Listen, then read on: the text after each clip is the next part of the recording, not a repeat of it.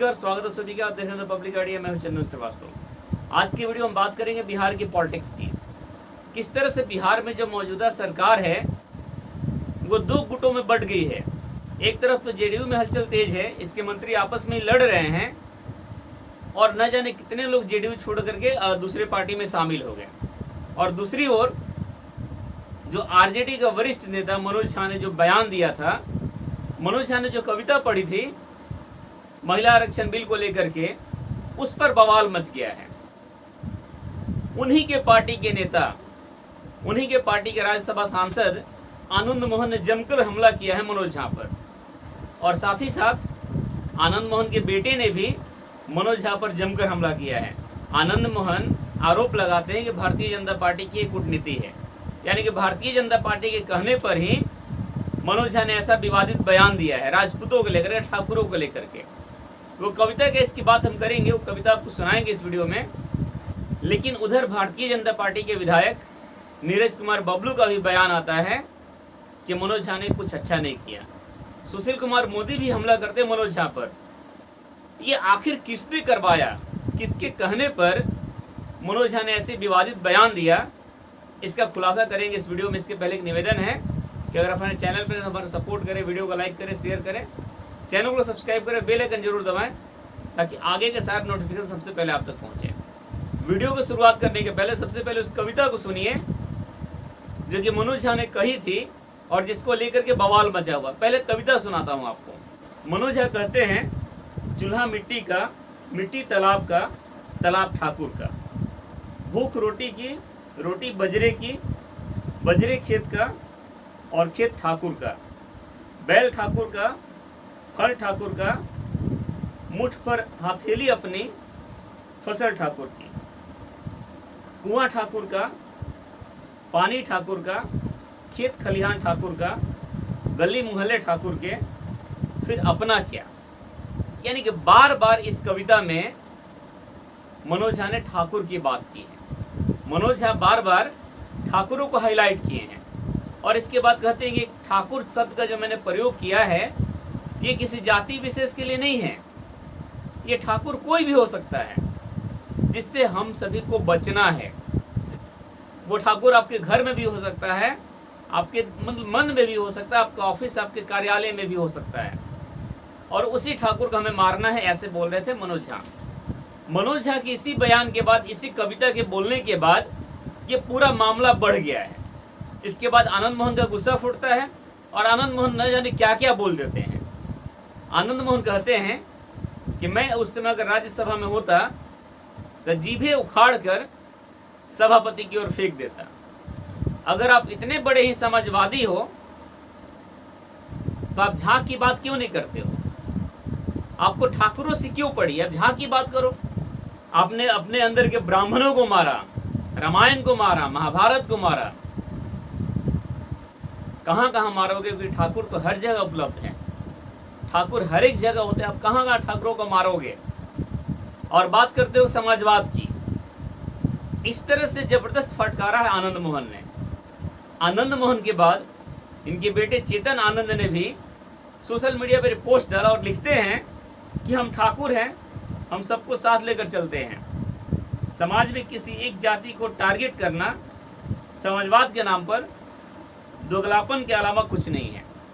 ये कहते हैं आनंद मोहन के बेटे चेतन आनंद। मतलब देखिए आरजेडी में ही देखिए किस तरह से तनाव भरा पड़ा है, किस तरह से एक दूसरे पर कटाक्ष हो रही है और इसके पीछे किसकी साजिश है। आपको याद होगा 90 का दशक जब बिहार में चल रहा था, जिस समय लालू यादव की सरकार थी, तो उस समय बात हुई थी भूरा बाल को समाप्त करो। मतलब भूमिहार, राजपूत, ब्राह्मण और लाला की बात उस समय भी हुई थी और फिर वही चल रहा है। इस तरह से मनोज झा का ये बयान आया है, इससे बिहार की पब्लिक को, बिहार की जनता को समझना होगा, सबक लेना होगा ऐसी पार्टियों को लेकर के, ऐसे नेताओं को लेकर के, ऐसे नेताओं के बयानों को लेकर के, और एकजुट होकर के इनका जवाब देना होगा अगले चुनाव में। आनंद मोहन कहते हैं कि ये भारतीय जनता पार्टी के कहने पर इन्होंने ऐसा बयान दिया। लेकिन अगर आनंद मोहन का यह बात सच होता कि भारतीय जनता पार्टी का रत्ती भर भी इसमें हाथ होता तो भारतीय जनता पार्टी के विधायक नीरज कुमार बबलू ऐसा बयान नहीं देते। बीजेपी विधायक नीरज कुमार बबलू ने भी मनोज झा की इस बयान को शर्मनाक बताया। क्या कहते हैं नीरज कुमार बबलू, जरा सुनिए। नीरज कुमार बबलू कहते हैं कि ठाकुरों के प्रति मेरे सामने कोई ऐसा बयान दिया होता तो मैं उसकी औकात बता देता, मेरे सामने बोलते तो पटक कर मुंह तोड़ देता। मनोज झा माफी मांगे। मतलब किस तरह से ये लोग भारतीय जनता पार्टी को बीच में लाने की कोशिश कर रहा है। देखिए जरा सा, काम कोई और करे और आरोप दूसरे पर लगाने की कोशिश की जा रही है। जब भारतीय जनता पार्टी का कोई ऐसा जरा सा भी इसमें हाथ होता तो क्या नीरज कुमार बबलू ऐसी बातें बोलते, क्या ऐसा बयान देते? क्या इतना ही नहीं, सुशील कुमार मोदी का भी बयान आता है। वे क्या कहते हैं वो भी सुनिए। सुशील कुमार मोदी क्या कहते हैं कि जिस तरह से मनोज झा ने नाम लेकर ठाकुर जाति का अपमान किया है, उसको लेकर पार्टी के नेता तेजस्वी यादव को क्षमा मांगनी चाहिए, एकदम मांगनी चाहिए क्षमा। तब जाके ऐसा माना जाएगा कि आप जातिवाद नहीं करते हैं। लेकिन ये तो दूसरा ही खेला हो रहा है। मनोज झा के इस बयान के बाद आरजेडी का ऑफिशियल अकाउंट से एक पोस्ट शेयर होता है और उस पोस्ट में से दमदार बताया जाता है।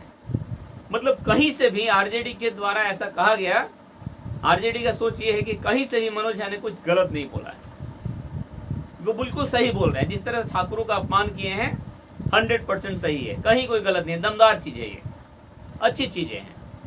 जब उस पर कोई जवाब नहीं आया तेजस्वी का, तो इसका मतलब यही नहीं हुआ कि तेजस्वी यादव आरजेडी जो है इस कविता का, मनोज झा की इस विवादित कविता का, जो ठाकुरों को अपमानित करती है, उस कविता का समर्थन करते हैं। ये बात सोचने की है कि जिस विवादित कविता पर एक शब्द आरजेडी नहीं बोल पाता है, तेजस्वी यादव नहीं बोल पाते हैं, लालू यादव नहीं बोल पाते हैं, तो उसका मतलब तो यही है ना कि उसका समर्थन कर रहे हैं।